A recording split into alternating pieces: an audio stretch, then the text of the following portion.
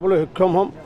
আমার 2,11,000 নে 12,000 ভোট আছে, কিন্তু তার ভিতৰত 1.5 লাখ যদি ভোট পোল হয় আমি 1 লাখতকৈ অধিক ভোট পাম। আৰু দ্বিতীয় পজিশ্যনত যোনে থাকে তেওঁ নিশ্চিতভাৱে সিকিউৰিটি ফৰফিট হ'ব। নিশ্চিতৰ ওপৰত দ্বিতীয় পজিশ্যনত থকা তৃতীয় পজিশ্যনত থকাবিলাকৰ সিকিউৰিটি ফৰফিট হ'ব। কাৰণ সমগ্ৰ তামোলপুৰবাসী ৰাইজৰ মই উমান পাইছোঁ। 7খনকৈ বজাৰত মই নিজে ঘূৰিছোঁ, 900তকৈ অধিক ব্যৱসায়ৰ লগত কথা পাতিছোঁ।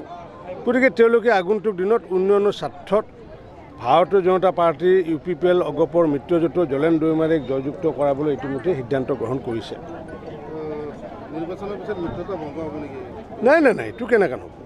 এইটো নাই, এইটোতো প্ৰমোদ বৰা ডাঙৰীয়াকতো কৈছোঁ, ক'বই লাগিব। তেওঁক আমি চিন্তা কৰিব দিছোঁ। কাৰণ কিয় বহুত আমাৰ চেয়াৰমেন টেয়াৰমেন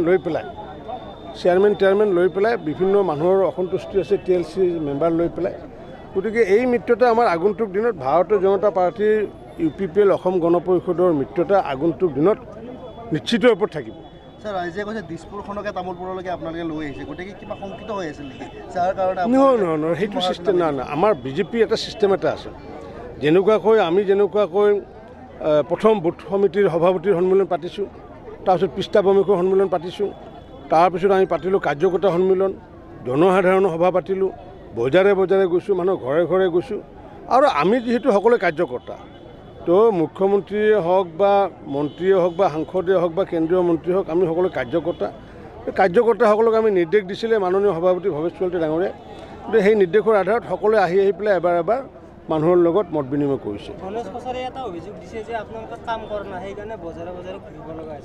নাজানে কেম্পিং ষ্ট্ৰেটেজি সেইবিলাক তাহাঁতৰ কাৰণে সেইটোতো বিৰাট ডাঙৰ কথা হৈ গৈছে বজাৰত ঘূৰাটো। কাৰণ কিয় তাহাঁতেতো বজাৰত নুঘূৰে, গাড়ীৰ ভিতৰত বহি থাকে, মানুহকতো দেখিলেও নামাতে, ৰজা বুলি ভাবে।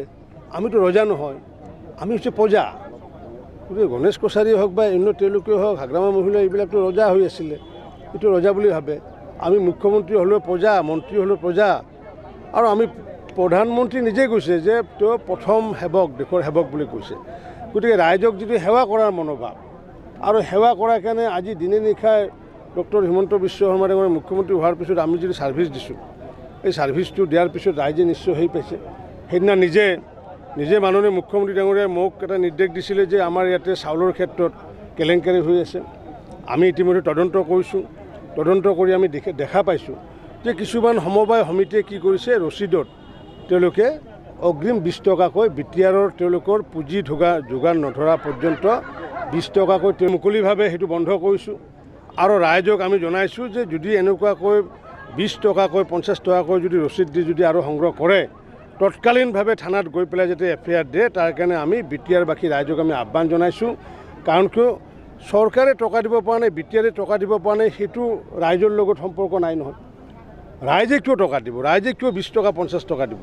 গতিকে মাননীয় মুখ্যমন্ত্ৰী ডাঙৰীয়াই যিটো আহ্বান জনাইছে, আহ্বান জনোৱাৰ আধাৰত আমি আজি ব্যৱস্থা লৈছোঁ। আমি পত্ৰ প্ৰেৰণ কৰিছোঁ যে যি সমবায় যি কণ্ট্ৰলৰ দোকানীয়ে ৰাইজক এইটোৰ নামত তেওঁলোকে পইচা খুজিব, অগ্ৰিম ধন বিচাৰিব, যদিও ঘূৰাই দিয়া ধন, কিন্তু আমি কৈছোঁ কি যে এইটো নচলিব, এইটো অগণতান্ত্ৰিক প্ৰক্ৰিয়া, এইটো চৰকাৰৰ কোনো ধৰণৰ অনুমোদন নাই এইটো। গতিকে এনেকুৱা যদি কৰে, প্ৰতিগৰাকী আমাৰ BTR অঞ্চলৰ গ্ৰাহকক থানালৈ গৈ পেলাই তেওঁলোকক FIR লজ কৰাৰ কাৰণে আমি আহ্বান জনাইছোঁ। আমি প্ৰতিগৰাকীকে আমি আহ্বান জনাইছোঁ যে যিসকলৰ পইচা লৈছে তেওঁলোকে পইচা ঘূৰাই লওক, আৰু পইচা যদি ঘূৰাই নেদে বা পুনৰ যদি পইচা বিচাৰে তেতিয়াহ'লে থানাত গৈ FIR দিয়ক। আৰু FIR দিয়াৰ পিছত কেনেকুৱা কি ব্যৱস্থা ল'ব লাগে সেই বিষয়টো মই মাননীয় মুখ্যমন্ত্ৰী ডাঙৰীয়াক অৱগত কৰিম। 4টা কোটাৰ যদি চাউল যদি দিয়া নাই, স্বাভাৱিকতে তেওঁলোকৰ বিপক্ষে যি ব্যৱস্থা ল'ব লাগে সেইটোৱে হ'ব।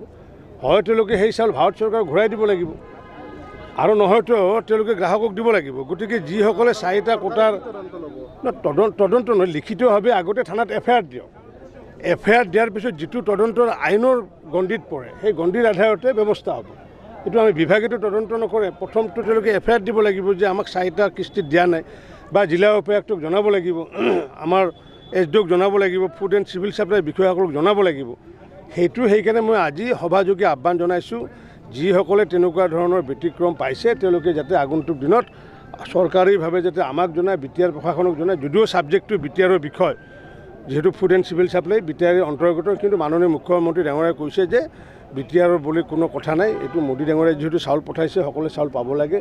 গতিকে আমি আহ্বান জনাইছোঁ যে সকলোকে লিখিতভাৱে ডিচিৰ কাৰ্যালয়ত, ফুড এণ্ড চিভিল ছাপ্লাইৰ কাৰ্যালয়ত আবেদন জনাওক আৰু লগতে থানাটো এফআইআৰ লজ কৰক। আৰু এই ক্ষেত্ৰত নিশ্চিতৰ ওপৰত যিহেতু আৰক্ষী প্ৰশাসন যিহেতু মাননীয় গৃহমন্ত্ৰী ডাঙৰীয়া অন্তৰ্গত, নিশ্চিতৰ ওপৰত ব্যৱস্থা ল'ব। এইটো মোদী যিটো চাউলৰ বেগ ওলাইছে, আপোনালোকে বেগ দিব, বাংলা ভাষা থকা বুলি ইতিমধ্যে অভিযোগ উঠিছে বা চৰ্চা উঠিছে, সেই ক্ষেত্ৰত বাংলা ভাষা, বৰাক ভেলীতো বাংলা ভাষা থাকিবই। অসমৰ বেগবিলাকতো আহিছে বুলি কৈছে।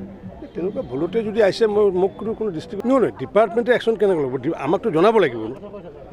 আমাক যদি আজি এতিয়া গ্ৰাহকৰ পৰা, আপোনাৰ পৰা যদি ৰচিদ লৈ পেলাই যদি পইচা লৈছে, সেইটোতো আপুনি ক'ৰবাততো জনাব লাগিব। এতিয়া আমি আজি হোৱাটছআপ যোগে পাইছোঁ, এখন মানে সময়বাৰ আমি পাইছোঁ। গতিকে আমি সকলো গ্ৰাহকক আহ্বান জনাইছোঁ যে যিসকলৰ পৰা 20 টকা বা 50 টকা লৈছে, তেওঁ টকাটো ঘূৰাই খোজক। আৰু টকাটো যদি ঘূৰাই নোখোজে, তেতিয়াহ'লে তেওঁলোকে এফআইআৰ লজ কৰিব লাগিব। আৰু লগতে অনুৰূপভাৱে তেওঁলোকে আমাৰ জিলা উপায়ুক্তৰ কাৰ্যালয়, ফুড এণ্ড চিভিল ছাপ্লাইৰ কাৰ্যালয়তো তেওঁলোকে লিখিতভাৱে জনাওক। জনোৱাৰ লগে লগে ইপিনে আমি থানাৰ জৰিয়তে তদন্তৰ ব্যৱস্থা হ'ব, একশ্যন হ'ব। আৰু আমাৰ বিভাগৰ জৰিয়তে যি কৰিব লাগে ইতিমধ্যে আমি কৰিছোঁৱে। ইতিমধ্যে বিভাগীয়ভাৱে ইয়াৰ তদন্ত আমি আৰম্ভ কৰি দিছোঁ।